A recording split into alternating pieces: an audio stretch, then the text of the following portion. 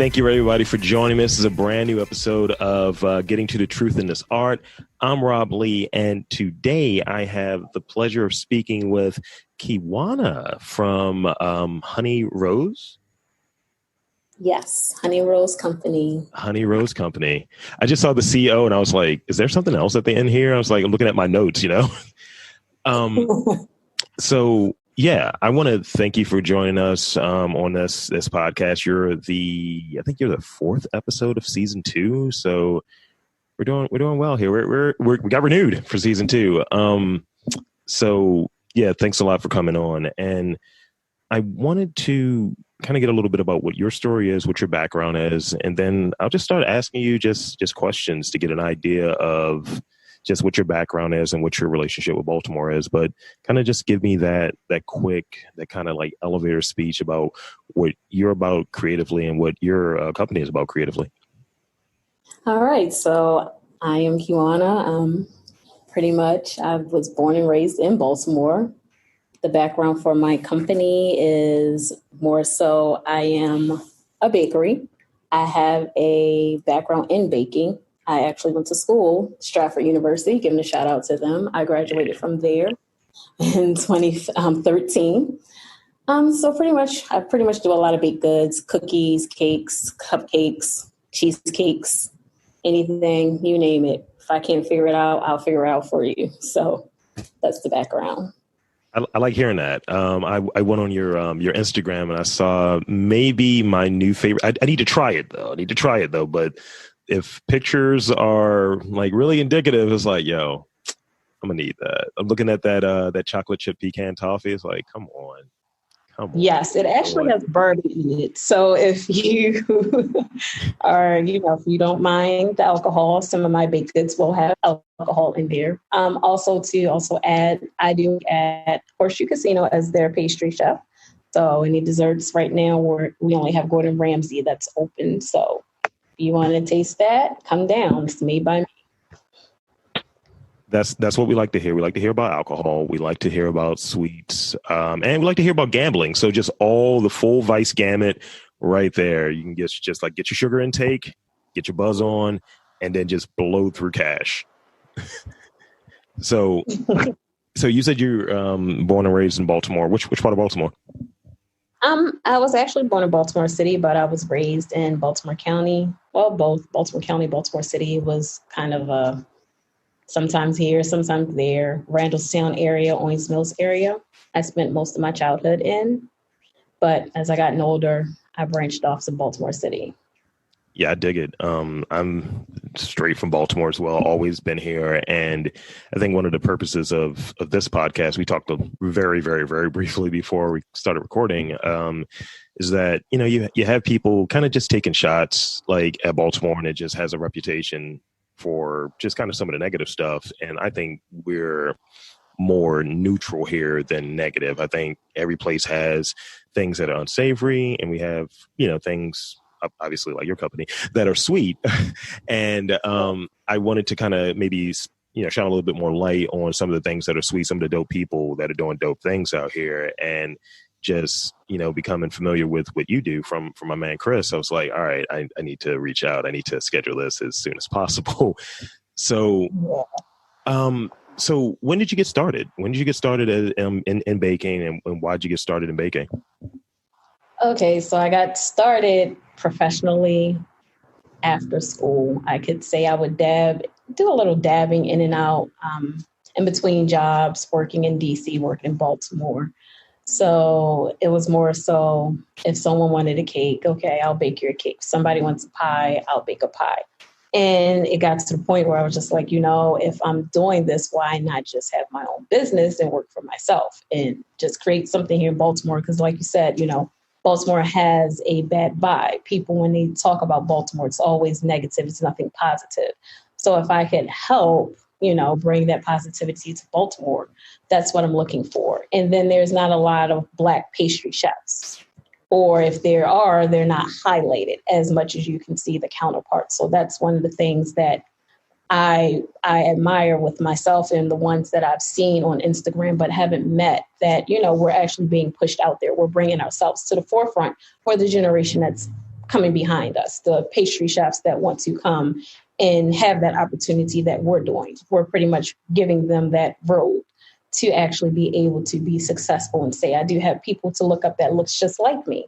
I mean, I have a kid, so I have a daughter. So it's one of those things of I'm trying to, make sure she has people that look like her when she gets older, when she wants to do something.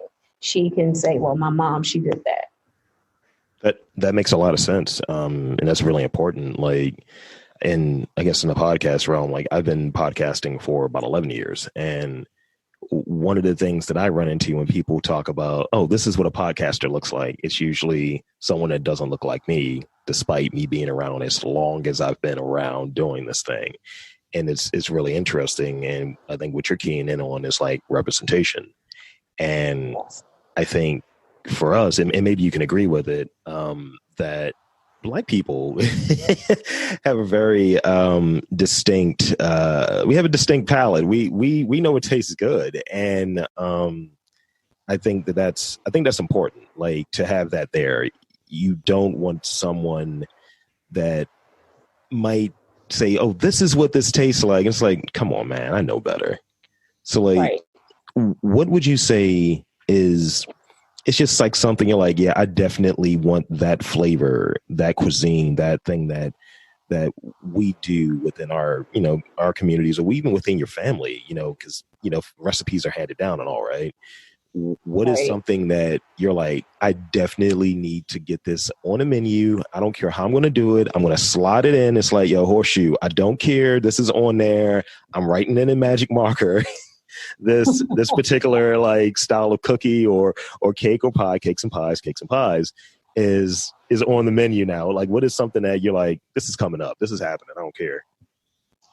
See, me, I'm more so whatever comes to mind. I could have an idea. I could say, okay, I'm going to make a sweet potato pie. And then it doesn't turn into a sweet potato pie. It will be something different, like a Japanese sweet potato pie mixed with something different. So I'm more so of... No, hold on. You got to run that back right there. Japanese, say more, because I'm a bit of a Japanese guy. Say more about this. Are you using purple yams or something? What's happening here? Right. Like it will turn into something like that. So I really don't come in with like a perspective of this is what I'm going to bake, because 9 times out of 10, I'm going to deviate away from that, or I'm going to add something to have my own little twist on. So when things come to mind for me, it's one of those things of once my mind starts getting to working, it just starts to work. And I start just throwing things together to create something that is different or something that is around, but it has a little bit of oomph to it, if that makes sense. How many letters is in that umph right there? Because it does make sense. I can't say, but I didn't know. I think that's a key thing. Like, I dabble. I'm terrible at baking. I always kind of joke with people. I was like, I'm what is it? Improvisational. Like, I know how to like make something on the fly. I do like a Japanese inspired like crab cake, and I smoke it now, and it's just a whole different thing, right? And I haven't really taken to doing like baking because it's like it feels like it's rigid or what have you. Is it as rigid as I think it is, or is there room for improvisation when it comes to baking? How I always put it to people is, because I did go back to school for cooking, and, I got my degree in cooking also. Sure. So I can say being on both sides, because I've worked both sides of the kitchen, I could say compared to cooking, baking is more precise. If you add too much of something, it throws the recipe off. If you add too little, it throws the recipe off. So with baking, I would say if you didn't like chemistry in school, you might not like baking. But I know some people who didn't like chemistry, but they can do baking. They're good at it. So I would say, in my opinion, starting off, stick to the basics, and then start playing around. That way you can understand baking. That's a good piece of advice there, because I think like I always look at that. It's this, I think it's maybe on Pinterest, but it's this one chart that shows like the different cookies, right? And what you may have too much baking soda, too much salt, or too much butter or whatever. And it just shows like what the cookies ultimately come out looking like and maybe their texture and such.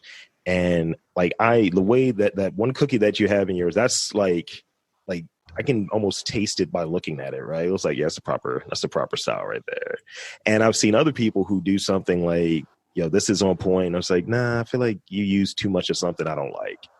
And just seeing it, to your point about it being precise, it's just like, all right, I can almost tell now, like looking at a chart like that and by trying a fair amount of cookies myself, that, this is a little bit too much here in that ratio, what have you. You may have a little bit of a gap on the front end, a little bit under, a little bit over, but it definitely comes out in the bake, I suppose.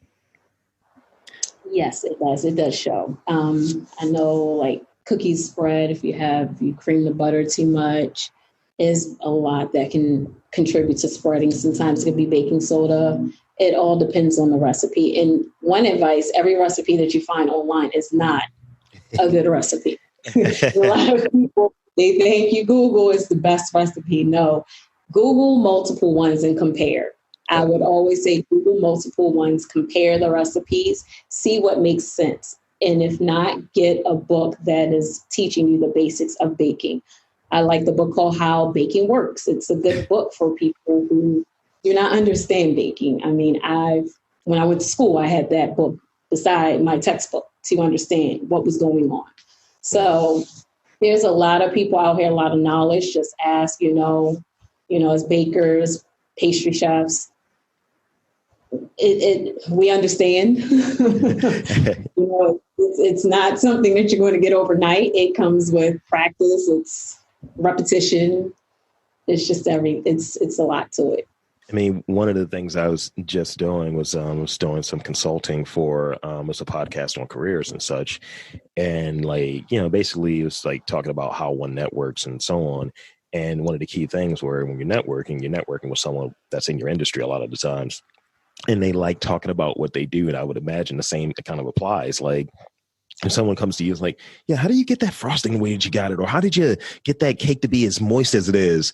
You're like, well, let me show you my expertise real quick. I would imagine that's how it kind of works for, somebody that's doing something like that. If someone's doing, like someone that's baking, someone that's specializing in something, they definitely want to kind of toot their own horn a little bit. Yes. Who wanted to throw more? Toot, right? So Enid, what have there been any other places or any places like locally? It can be baking, food, or just in that kind of culinary realm or what have you that you really admire and you either have worked with in the past or you would want to work with in the future that you're like, all right, yeah, they do good stuff. And it's not a matter of like, oh, these other places don't, but like a place that you're like, or a person that you're like, wow, they get it, they're killing it. Well, I can say, and if she does listen to your podcast, that I am a fan, and it's Amber Crumb. She's dope. She is really dope. I follow her on Instagram, my Facebook page, even though I'm not as active on that. I follow her on that, and she's really good. She's, phenomenal. Things that I've seen that she's done. I've never met her, but hopefully one day I will meet her. But I got to say, her baked goods, yeah, she's on point. She's on point. That's great, especially like during a time like this, like the baked stuff, like everybody wants some degree of comfort. And I would imagine like everything, right? Like the baked stuff. I know since we've been in the COVID times, the end times known as COVID, that I haven't been able to get my cookie fix. I might be hollering at you sooner or later about, a few situations, but I'm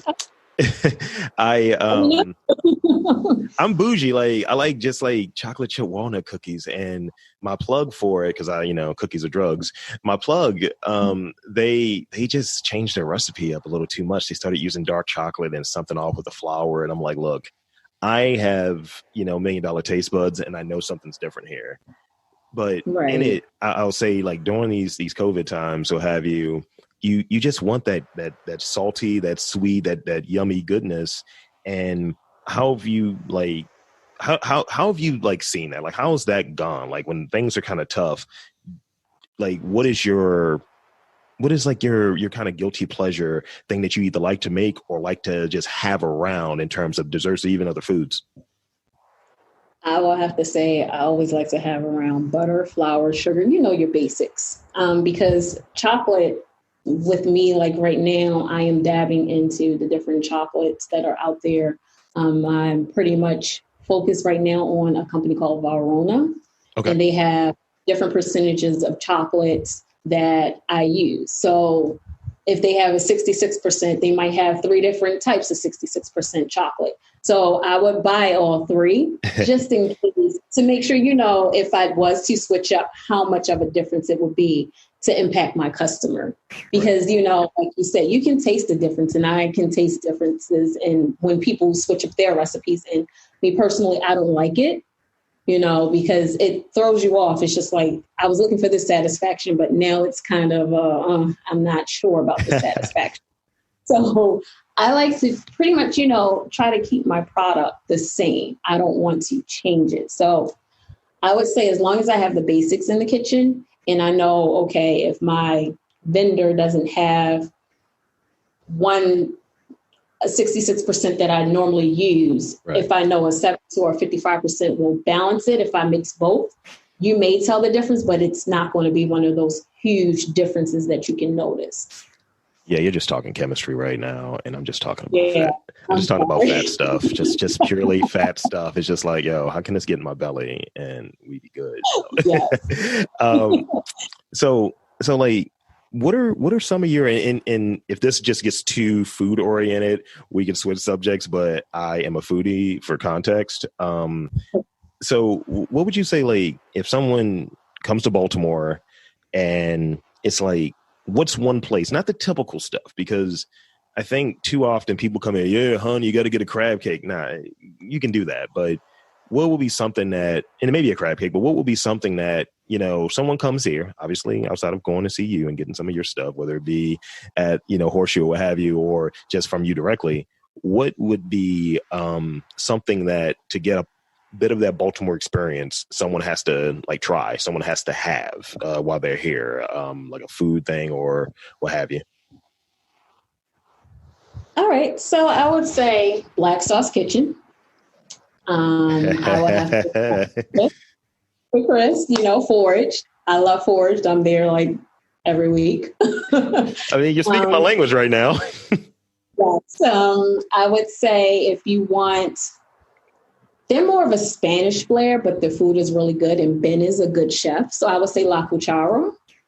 I would have to say them. They're good. The bread is amazing. Uh-huh. So if you like bread, La Cuchara, Carrie is dope. She's a good bread baker. I would say I would have to give a shout out to Cindy Wolf. I would say the Charleston. The Charleston's been around for so long in Baltimore, and they are kick-ass. So I would say I would go to those restaurants if it was up to me. That's legit. Like each one of those places, like Charleston is on the list, or have you? Because I have a friend that works there. But every other place I've been to for major events, and I recommend people check out. Like, it's outside of, hey, come here, go down to Inner Harbor, try this, and this. Yeah, do those and try those things, do those touristy things. But I think it's important to get the tips of Baltimore from Baltimoreans. Like, where's the best place to eat? Check this place out, this place, and this place. You won't be disappointed. So shifting back a little bit to like Baltimore, like what would you say one of the like biggest misconceptions about Baltimore is, as a person that's lived here and been around here and is doing business here? What would you say one of the biggest misconceptions is? I would say because there's so many abandoned houses that people think that Baltimore is poor, that the people in Baltimore, we don't know what we're doing, that it's just drug infested. It's ran down, where no, Baltimore is up and coming. It's up and coming. There's a lot of changes that's happening in Baltimore. It's just that it's a slow process, but things will be back up and popping. And I would say, Start investing. Everyone just start investing. If you don't like the way your city looks, start investing. It's a good place to invest. You're by DC, you're by Northern Virginia. You have 95 to go to New York. So why wouldn't you? Baltimore, you can do a lot. If you can make it in Baltimore, as they say, you can make it anywhere. We are a tough city. And I'm proud that we're a tough city because we let people know this is real. If it's shit, it's shit. If it's popping, it's popping. That's the whole thing. So why wouldn't you? Why would you have this critique of Baltimore? And I look at it as if you have a negative vibe of Baltimore, what happened? What did you not like? Did someone tell you about yourself and you didn't like it? That's why you don't like Baltimore.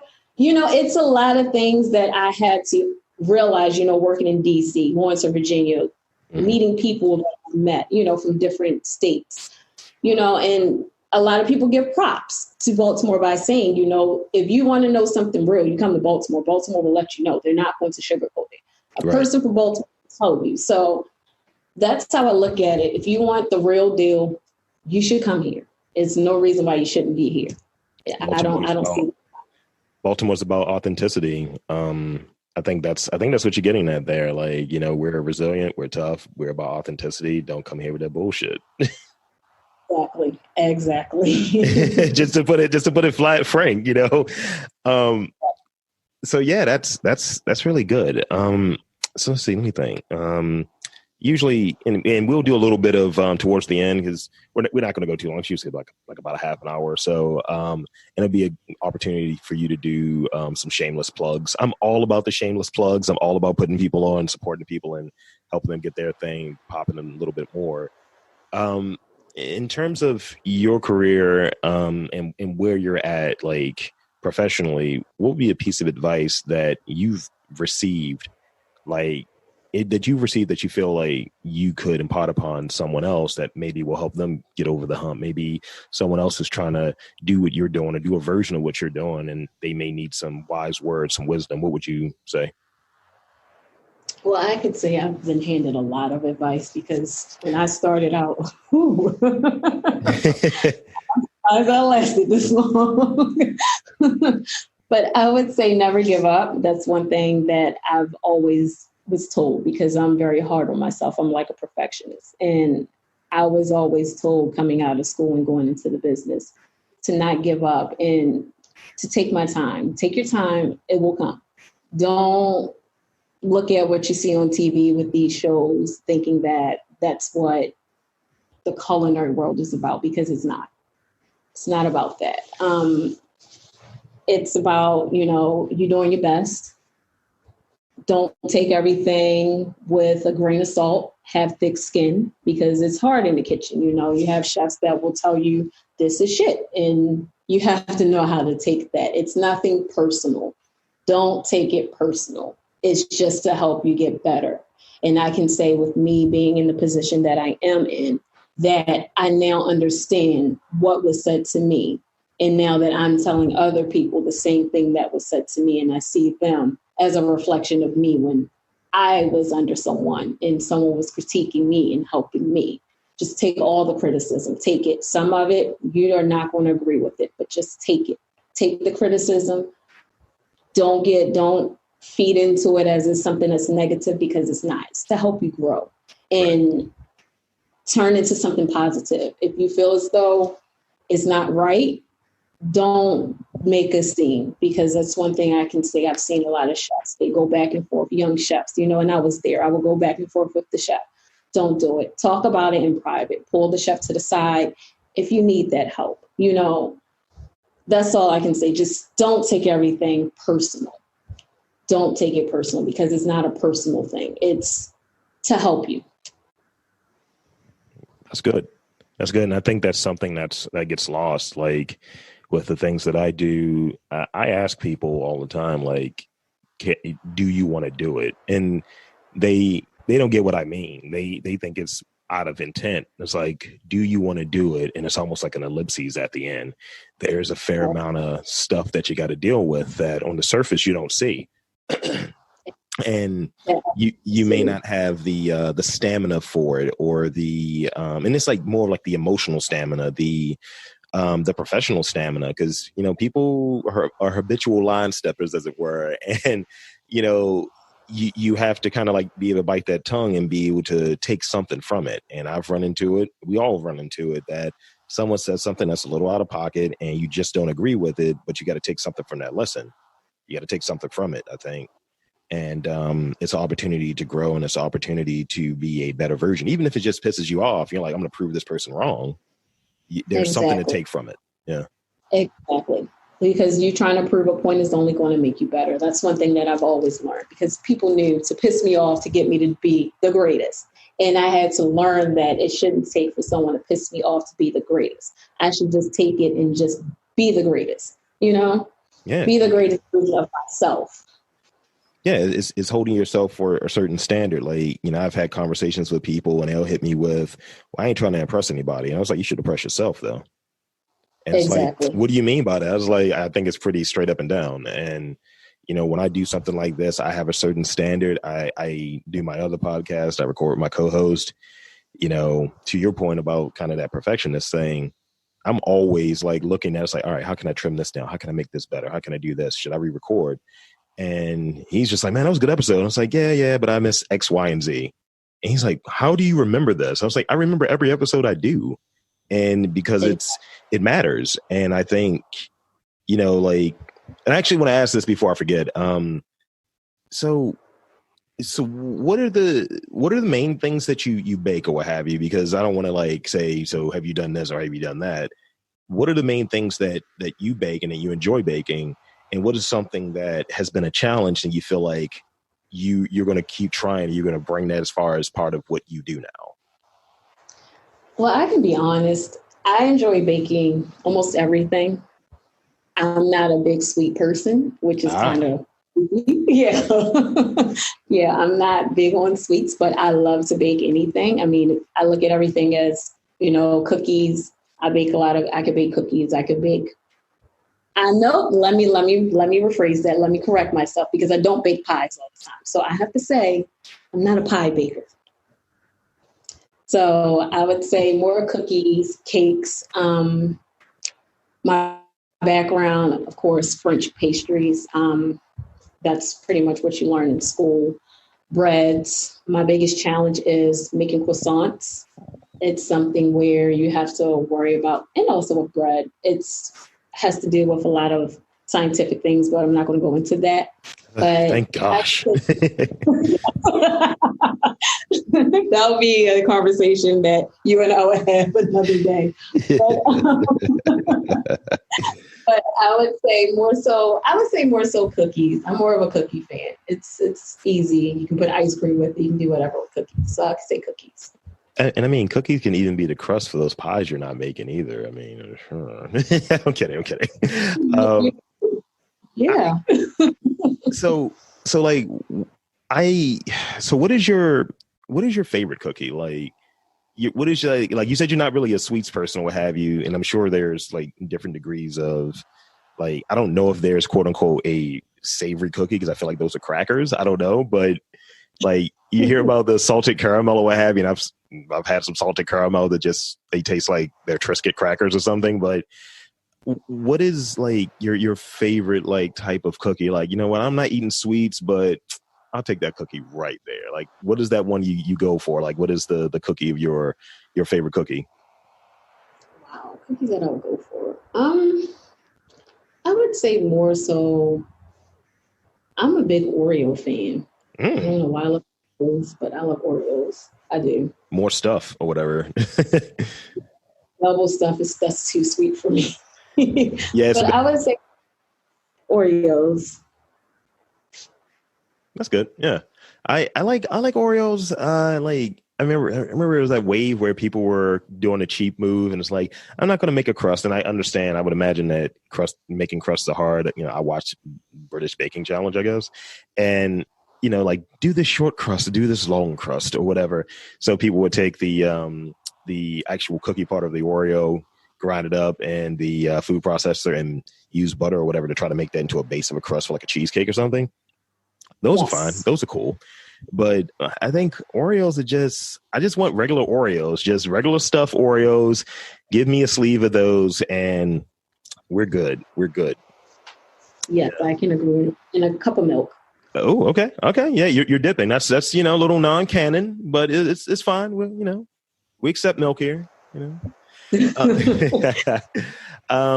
Yeah, like one of the places that I dig in terms of like the French pastry is the what is it, Cafe Poupon, the one that's downtown, maybe. Or yes, that stuff is good, and that was like my first like, I guess, like awareness of like those French pastries, like knowing that okay, this is a French style and seeing the quality there, it looks like art. So like in your like education, were you doing stuff that was like kind of in that vein of I'm glossing these strawberries and using this custard or what have you? Were you doing a lot of stuff like that, or what kind of stuff were you like really working yeah, that is pretty much what we were doing. We did cakes, pies, we learned the basics, but as you go to different classes, you learn about the instruments, you learn about macarons, you learn how to make pretty much a lot of French desserts. So, and you do breads. We did breads, artisan breads. So I can say more so with school, it's been, wow. I don't know what the curriculum is now. I'm pretty sure they probably changed it up a little bit, but I know a lot of times when you go to school, you're learning French pastries because, it all started in France. So that's why there's a lot of terms that are French in the culinary world. That's legit. So now is that opportunity, because I've gotten what I've wanted. I learned about I learned about the cookies. I learned about the French stuff. I learned about, Baltimore ain't about that bullshit per se. What are some things that you have coming up, or some things you want to put people on? Like shameless plug time here. Do whatever you need to do. Direct them to the Instagram. Direct them to you. Where can they, get up with you? Well, right now I am working on different recipes. So my Instagram is not big. It's like 5 pictures. Right now I'm looking to working with different farms. Honey is a big thing. I love honey. Okay. If there's anyone who has beekeeping, so honey, you can add me at Honey Rose Co. On Instagram, or you can go at AK_Koi84, which is my professional personal page. You can add me, let me know about anything that you're selling. Goat cheese, any type of cheeses, anything that I can put in baked goods. I'm open to it. I'm looking to work with local farmers. I'm looking to work with anyone that's locally producing baked goods, anyone that's cooking. I'm open to it all. This is something that's new for me.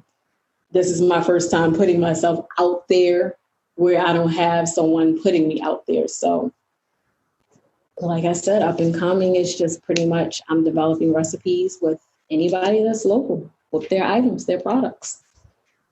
I'm here for it. I definitely support that. Support people that are doing something cool, and I think it's a really good opportunity. And especially during this time, because as crappy as it may be, not every business and not every person's going to survive in the way that they may have been doing things before COVID or what have you. So I think it's important for people to find ways to pivot and people to find ways to maybe partner. And, you're reaching out, you're doing something that is sustainable and something that, everyone's got a sweet tooth. So, I think it's a good idea to partner up, and that's what it seems like you're trying to do. So I support that endeavor, and that's that for me. So yeah, I want to thank you for coming on. Thank you. Yeah, this has been a sweet treat, as it were. Yeah. So for Kiwanna from Honey Rose Company, I'm Rob Lee, and this is Getting to the Truth in This Art. And until next time, you have to look for art around Baltimore. All you have to do is just look for it. It's right there. It's right in front of you. It might be on a platter. It might be in a muffin tin. It's around, and it's sweet.